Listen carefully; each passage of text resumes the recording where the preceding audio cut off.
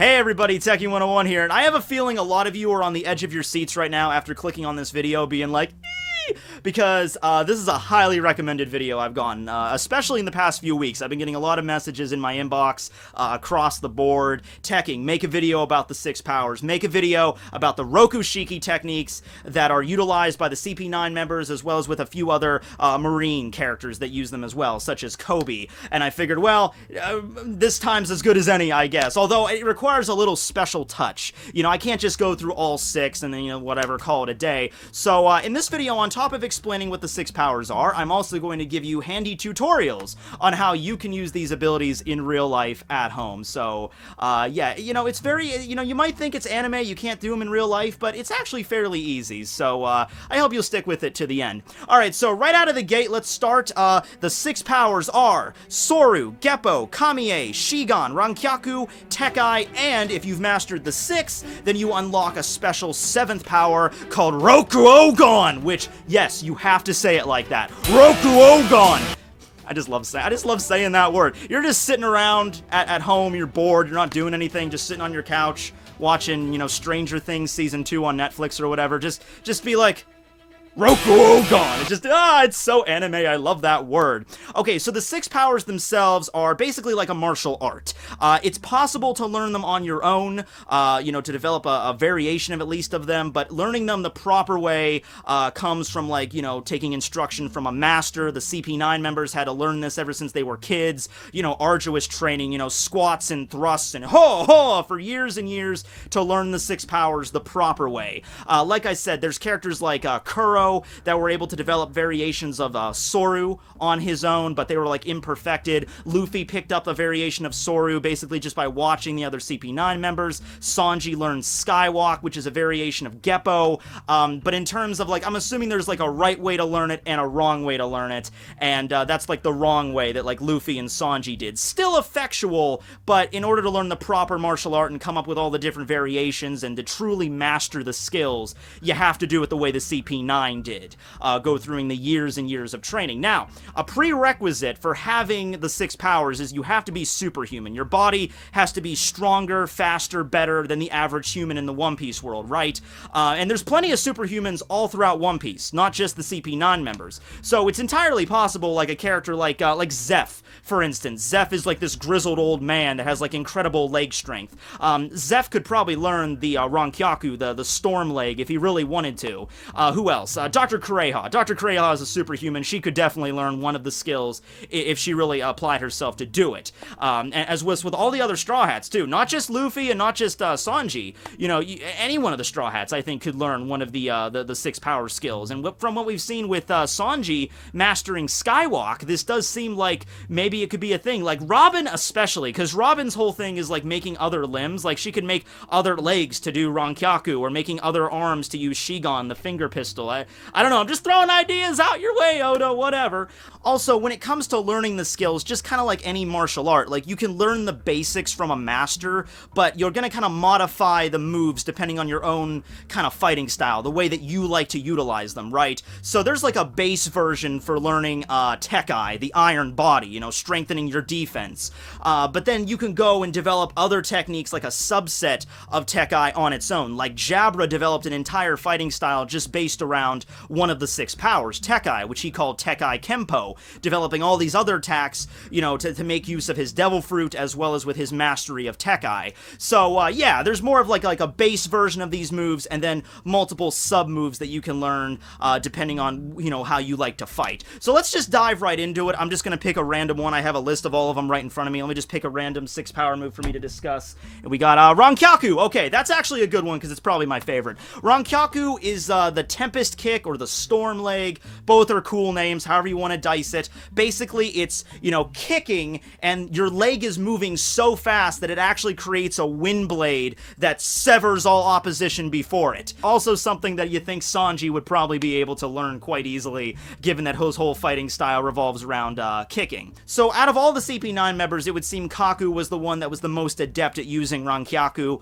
In fact, he created his 4-sword style, his Yontoryu, and he used 2 swords in his hand, and then he used his 2 legs to summon Rankyakus. That's what he was naming it after. So he was pretty good at using it, especially after eating his giraffe fruit. He developed a bunch of other techniques like Amane Dachi, which allowed him to like sever the entire Tower of Law with it, like a massive wave. So just swinging your leg around really fast, and then like 360-degree swipe.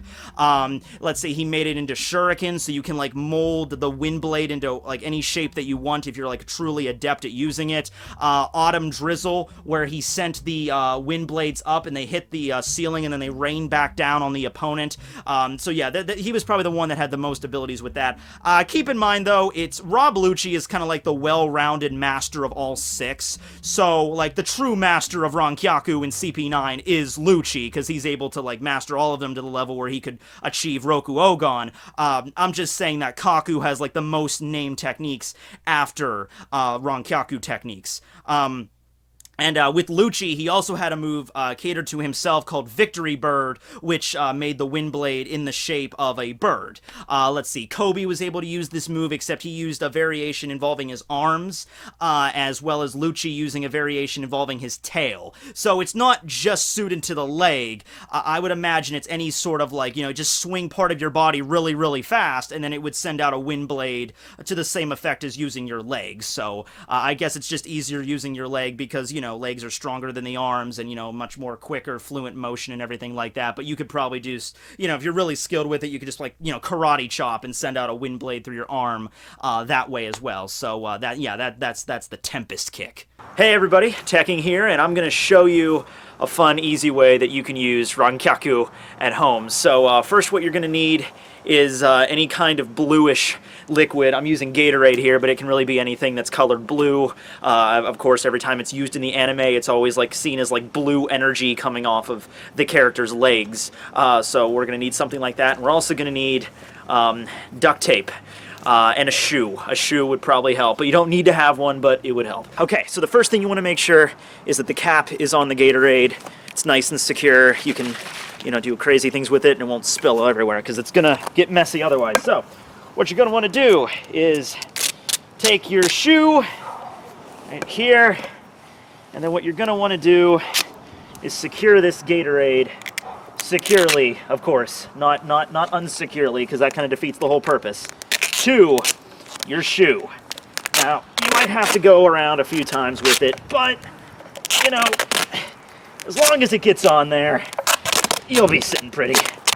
Okay, so now that this bottle of Gatorade is now firmly secured to my shoe, never a sentence I thought I'd be saying in my life, but whatever, now you can unscrew the cap here on the Gatorade. It was on there kind of tight. And now you are ready to perform Rankyaku! Alright, let's try that again. Rankyaku! Shit.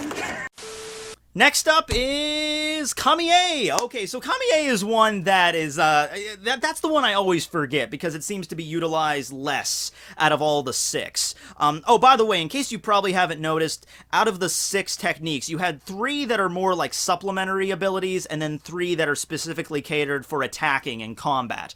The supplemental ones are Soru, which allows you to move really fast, Geppo, which allows you to, step in the air, and you also have Kamiei, which allows you to evade certain techniques or fit into very tight spaces. And the 3 that are suited to combat are Shigon, Finger Pistol, Rankyaku, Tempest Kick we just discussed, and then Tekai, Iron Body, which can also be used to, deal heavy attacks.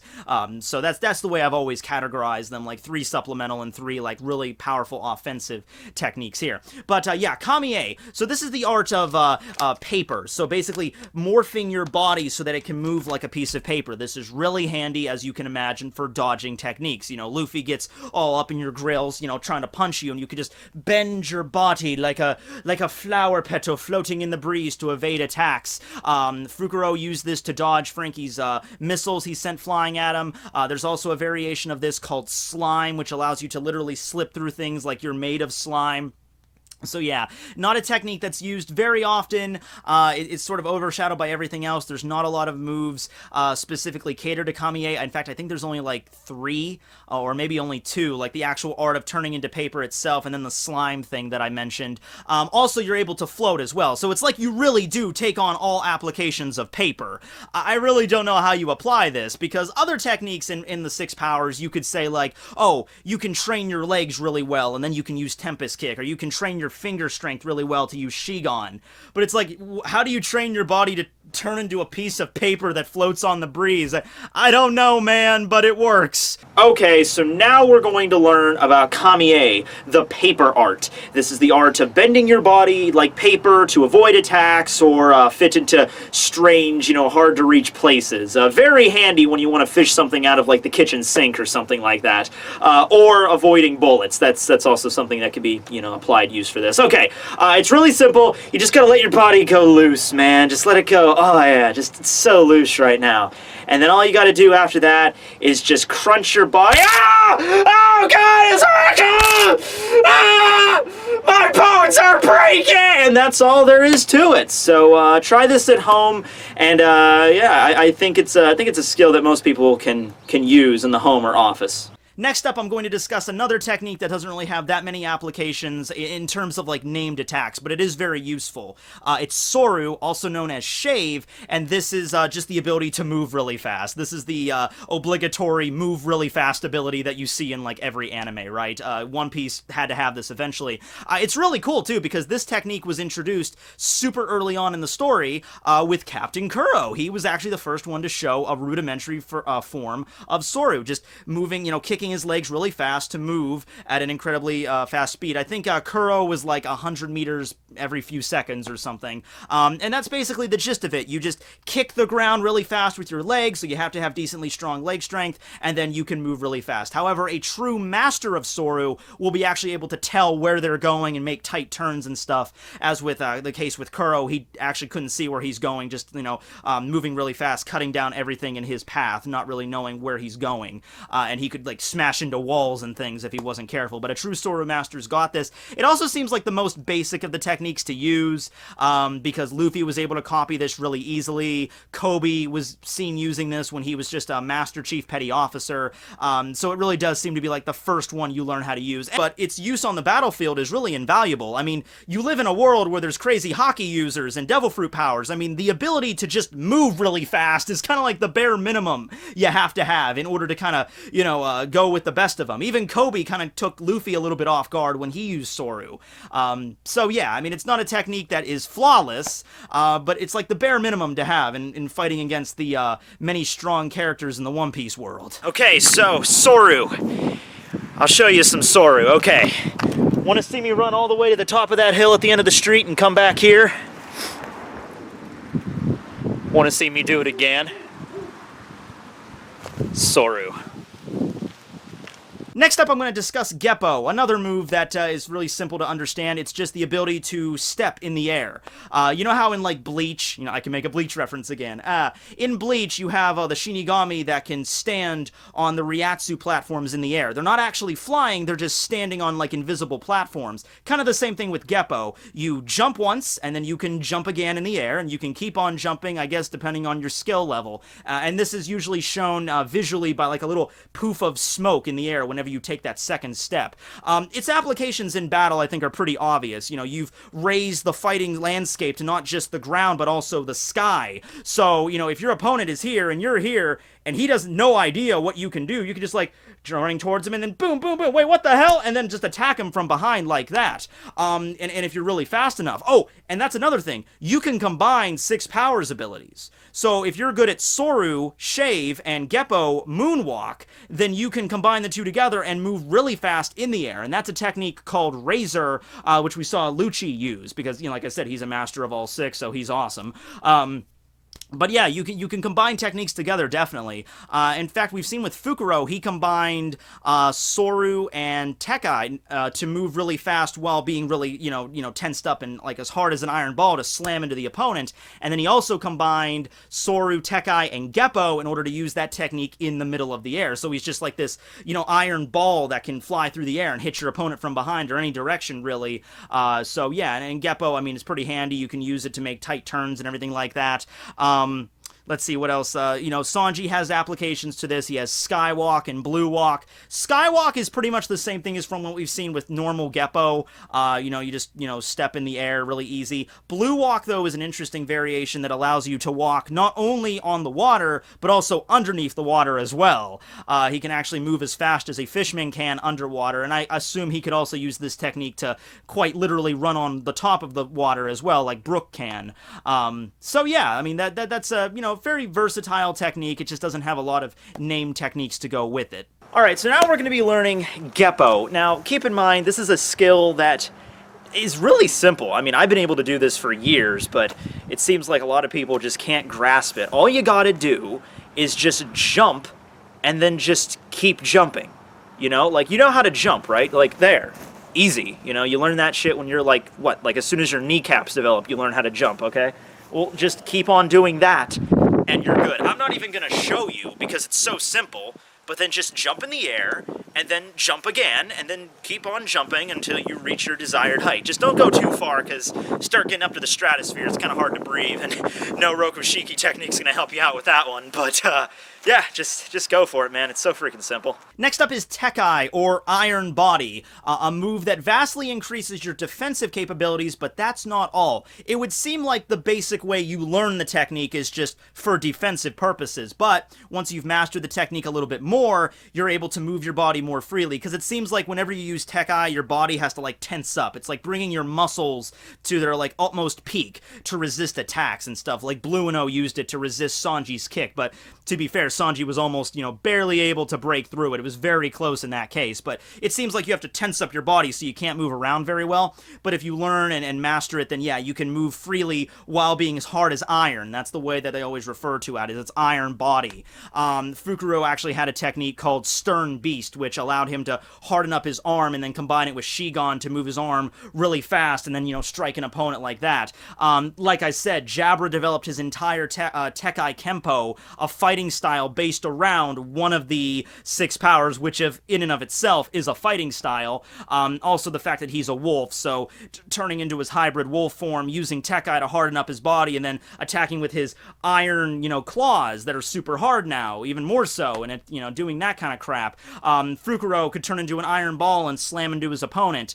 Let's see, there's also Tekkai Go, or Tekkai Strong, which is like just a maxed out version of it. We saw Blue and O and Kumadori use this. This is the technique that, Luffy's charging up his Gear Second, Gumu Gumu no Jet Bazooka, and he's like, can you take this? And Blue No's like, I'm taking this, Tekkai, go!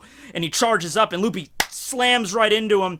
And you gotta give Blue and O credit. He doesn't lose his composure. He stays in his stance and gets hit and just gets slammed back like, yeah, I took it. No, I didn't, and then he passes out. There's also a variation of Tekkai that kind of forgoes the whole defensive capabilities for the user. Rather, it reflects the damage back on the opponent. So, Tekkai, and then you punch, and then the opponent gets damaged rather than you getting damaged. So that's a pretty cool application of this as well. There's quite a few applications of Tekkai. It's one of the ones that has more of the subsets, especially with Jabra's Tekkai Kenpo. But yeah, the general premise is hardening up your body as hard as iron, and then attacking your opponent with it, or just using it for purely defensive capabilities. Whew! Okay, so the secret to performing a good Tekkai is you really gotta tense up your body, almost like, you're going a mean number 2. Like, imagine you just ate nothing but Waffle House for, like, 2 days straight, and then you're, like, at school or, like, an important business meeting, and you're like, oh, I really gotta go, and you gotta tense up your body. That is the stance for Tekkai. Alright, so it's really simple. I've secured an anvil on top of like a cherry picker. You really can't see the rig I have set up here, but there is an anvil up there, so I'm just going to tense up my body and then secure it. Alright, here we go. Tekkai! See, now that's the proper way to... You might also notice at this point that there's a lot of these moves that take references from various martial arts, like the Tekkai is like the iron jacket or like the iron coat technique. There's one that we're going to get to in Rokuogan, which is kind of a reference of Bruce Lee's, 1-inch punch that he had. So yeah, there's a lot of references Oda's taking from actual martial arts in the world. But now we get to Shigan, and at this point in the video, for those of you that are keen viewers and have probably already commented it, I would assume, hey Tekking, what's this string over here? Well, let me tell you, kind sir, you see, I've been practicing Shigan for about 6 years now. I'm not even kidding, I have been. You see, Shigan means finger pistol. It's basically just taking your finger and then stabbing your opponent with it. Or I guess you could do other things with it, but mostly stabbing your opponent with it. It's kind of like hockeying up your finger before there was such a thing as hockeying up your finger. Using your finger as a bullet, stabbing your opponent. Even people like Luffy, whose body was made of rubber, was taken off guard and actually damaged by this because it's just moving so fast. You can fire it off like flying finger pistol that Lucci and Stussy used. Lucci and Stussy used the same technique. When Lucci goes into his leopard form, he has, claws now with so he can actually do like a more razor-edged version of it.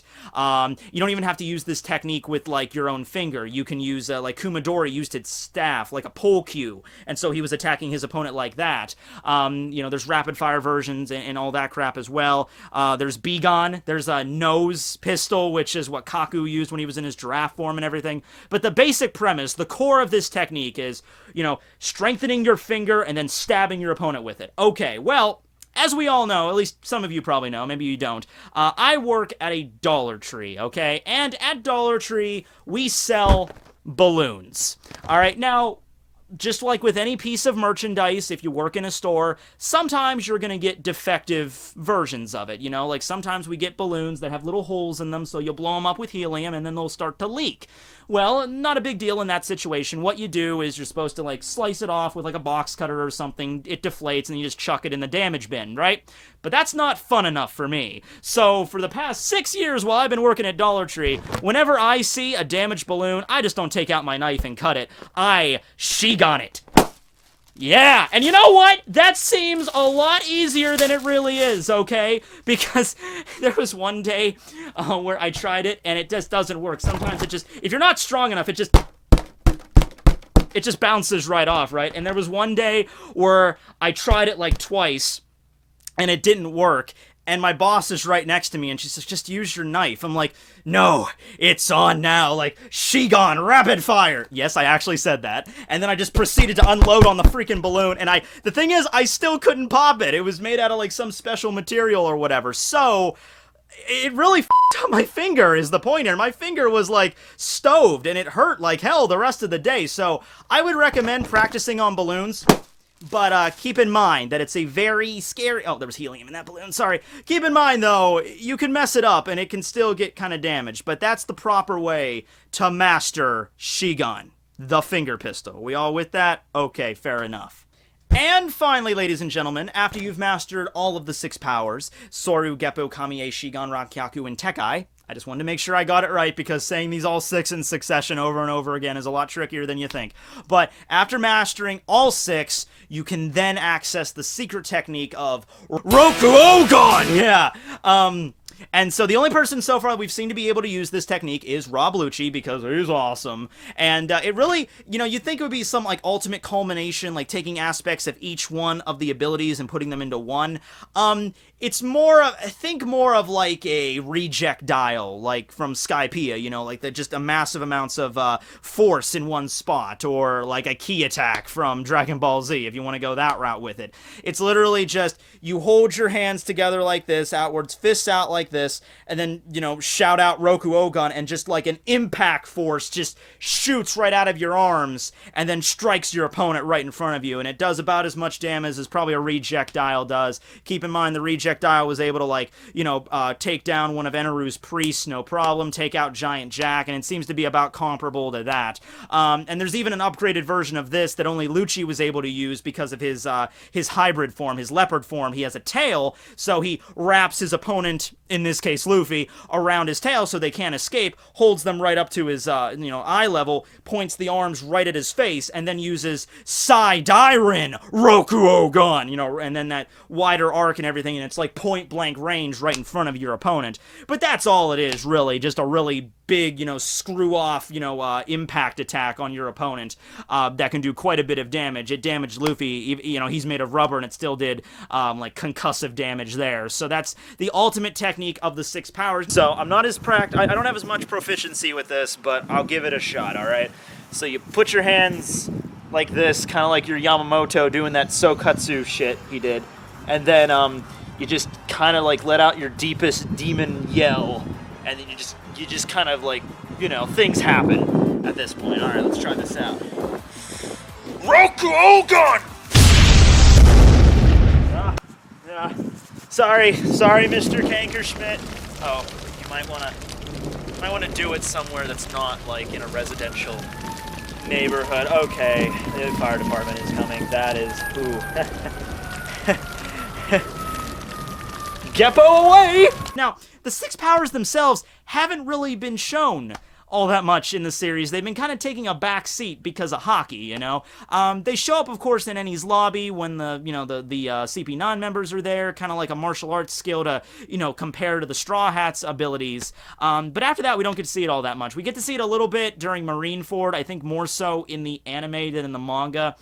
We need some random Marine riffraff to fight against Luffy. Okay, have them use Soru. And then Luffy, evades them and uses Whip and whatever. But ever since the time skip, and now hockey is the thing, that's the thing that people are more focusing on. Let's show the random Marine riffraff use, low-grade armament hockey, and then Luffy uses Whip and knocks them out with better hockey. But there is a difference. Whereas the Rokushiki techniques are a culmination of physical strength and martial arts skill, the way you learn hockey is very different. It's about training the mind and stuff like that. We don't exactly know how you learn hockey, because we only got to see brief glimpses of Luffy's training with Rayleigh, but a lot of it is just, meditation, and learning that, an observation hockey, meditating and learning to dodge attacks without seeing them. Not really sure how you train up armament, but it seems to be based on your willpower rather than your physical strength. I'm sure your physical strength might have something to do with it. But keep in mind, Rayleigh said that hockey is something that every living being has. So it doesn't matter who you are, even if you're a regular civilian, you might be able to learn hockey. But when it comes to Rokushiki, you have to have the physical strength of a superhuman in order to use it. And I think that's a potential that not everybody in the One Piece world has. But hey, the CP9 members are still in the story. You still got Lucci and Kaku working for CP Aegis Zero, so they're still around. I think the 6 powers are definitely going to make a occurrence. And I think already in one of the OVA specials, we saw a character using Shigan while applying hockey to it. So that's an interesting concept, combining armament hockey with, Tech-Eye. You'd basically be invulnerable if you did that. So probably when CP Aegis Zero comes back into the fray, we'll see a resurgence of the 6 powers. And I also hope to see some more, done by the Straw Hats. The whole Robin thing, she could use it very easily, make a bunch of hands and use Shigan. There you go, Robin, very simple. Sanji knows Skywalk, but he could easily learn Rankyaku. I don't see any reason why he wouldn't be able to. Oh man, get this. Sanji learns Rankyaku, and then he kicks, and the way, how it's Victory Bird or the wolves with Jabra? With Sanji, it's a sexy, big busted silhouette of a woman that comes out of his Rankyaku and then cuts his enemy in half. That's totally a move Sanji would come up with.